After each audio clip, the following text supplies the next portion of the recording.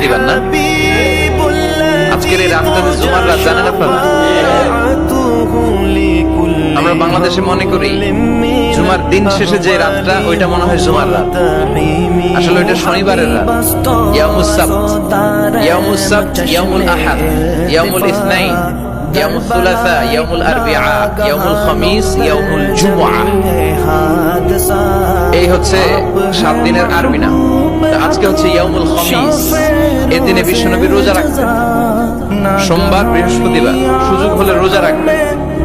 যারা রোজা রাখবে তাদের জন্য ইন দ্য ডে অফ জাজমেন্টে আল্লাহ স্পেশাল একটা গেট বানাবে জান্নাতে ঢোকার জন্য।